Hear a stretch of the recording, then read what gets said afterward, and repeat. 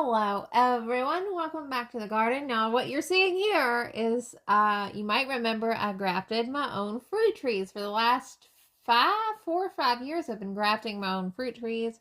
If you are unfamiliar with the process, I have a video here about it. And I'm kind of doing a flashback here where I took my rootstock and my scion wood and grafted those together with this neat little tool here. I know a lot of you guys gave me feedback about this tool, but I had actually really good success in using this to graft my own fruit trees. And I knew that in the future that I would really want to have like a little orchard if I had the space, and I finally do have the space. So this year, one of the first things I did rather, was to dig up these little fruit trees that I had grafted together. I mean, it's just so simple. Just stick them together, tape them up, and wait patiently. Anyway, I had finally been able to plant these into the yard. It's so exciting. And in addition to these ones that I had successfully grafted, these ones costed about, I think it was like $4 and something to graft each of these. So huge savings in terms of coming up with your own fruit trees. But I also made an order from Trees of Antiquity this year. I ordered 10 fruit trees, which is an huge investment. Let's face it, fruit trees are outrageously expensive, and I am not made of money. But I did want to show you the progress on my cute little fruit orchard. It's just a tiny little thing, a total of about 20 trees, maybe 25 when you add the 10 that I did and the ones that I've done in the past grafting myself. So thankfully, there was a huge savings from the grafting of the scion wood. A lot of different really cool varieties there too as well. That's one of the reasons I love grafting so much, is that you have so much more access to heirloom varieties and things like that. But just lots of apples, peaches, pears, and a couple plums, and I even tried one apricot, even though I probably won't get any fruit here. Apricot. Ooh, and there's a cherry tree too. I'm really excited about that. But I wanted to show you the rest of this update, rest of what's going on in the garden.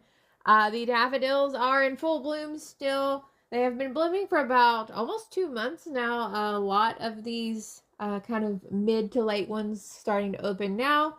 This peachy colored one is called Mary Gay Lorette. It's new to me this year. I think it's really kind of dreamy and creamy, looking very, very nice. It's like a double split corona. And of course, there is the Flower Surprise Daffodil. Flower Surprise Daffodil is always an epic favorite. It's that beautiful, creamy, delicious looking salmon color. And of course, they are double. As they age, they just get even more beautiful. There's the ruffles and the contrast of the color. I think this is probably hands down one of my favorite ones of all the ones that I grow. Also made up a first vase. So there's a first vase of flowers. This is the first jar of flowers this season. Those pale pink tulips are the Apricot Pride tulips. I think these are my favorite pale pink tulip, kind of like a blush pink. A very hard color to come by, but they are looking phenomenal. I forgot to order more of them when I made my order this year, so I'm kind of bummed about that. I might go back and see if I can find some. Also, the hoop house, or my little low tunnel, is looking pretty good. We had a little bit of cold weather, but it's starting to warm back up again. Thankfully, I was able to protect all of these ranunculus with my row cover fabric and of course my low tunnel plastic. I had just planted a mix of ranunculus. This is labelle and amandine mixes of ranunculus. Most of this mix looks like it turns out to be those darker burgundy red flowers, which kind of bums me out. Would have loved to see more pastels, but what are you gonna do? Also, all of the bearded iris in their containers are looking phenomenal. Hopefully they will bloom in their container and I will transplant them.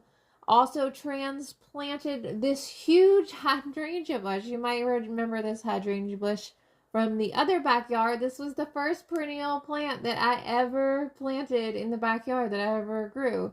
So I got a shovel and I was digging this thing for hours trying to pry it out of the ground. Finally got it. Also have a little small order of pine trees. I got these from, I'm not quite sure, I can't remember, Chief Garden Nursery. Just little pine tree, little tiny guys. They were very cheap because they're little tiny dudes. But hopefully they will grow into awesome, super cool white pine trees that will give me a little bit of privacy and serve as a windscreen. The snapdragons in the low tunnel are looking phenomenal. Very nice. These are the Chantilly snaps. I have this year's Chantilly snaps in light pink and salmon. Those are my two favorites of the Chantilly snaps.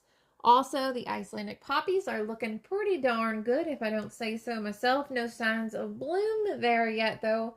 If you recall, I did get a very, very late planting on these, so also the sweet peas have started to germinate, looking good there.